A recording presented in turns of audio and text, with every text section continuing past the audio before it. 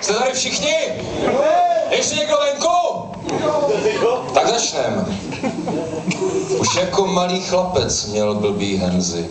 A tak mu řekli, zkus dělat MC. Tož, včerejší kousek. Potkal jsem na stavbě básníka a říkal mi, že je v tom taktika. Více než útlá sbírečka,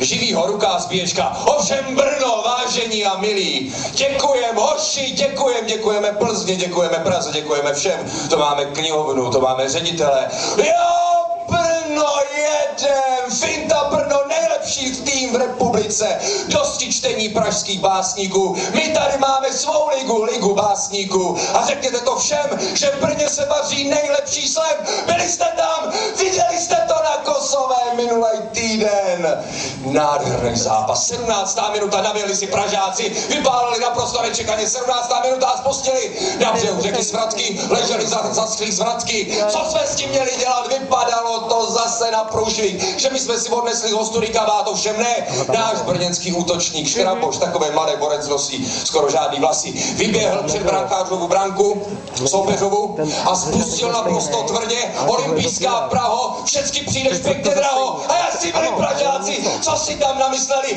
a vzal 5 za 10 minut další pecka, po Bémově mostě, věnce svíce noste a pak byla pauza, naprosto skvělá, sice došly párky nějaký ty dymovnice nám napadly na pódium, nicméně co se dalo dělat, vážení, máme tady vstupku pro reklamu.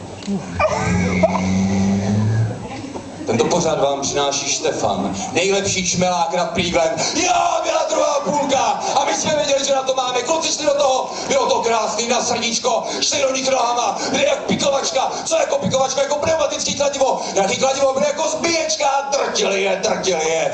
49. minuta, Pražáci si opět naběhli a zkusili naprosto nechtrou veršovanku.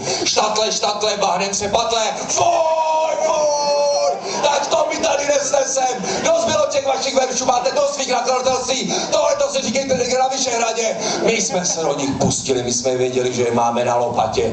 A hnedka jsme spustili. Vy nám ligu serete, tak tady máš repete a bylo to 3-2. Naprosto skvělý výsledek. Všichni byli nervózní, čekali. Zdali bude ještě nějaká ligovnice, kotelníci vařili. A já jsem řval ze všechny více. Já jsem řval jako kráva. Brno, verže, hrno. A všichni řvali se mnou. No tak chlapi, co by to nestálo za to, aby se v tom Brně psali pořádný verše, aby všude na náměstí, nejenom na těch rozbitých budovách, byly krásné veršovánky, jako třeba tady 4. nádherné a vítězné gól. Vyhlídky v metru jsou nulový, vyhlížím a vidím kulový a bylo to tam, měli jsme na lopatě, ještě měsíce se o tom budou psát. Reset, hoďte tam 10.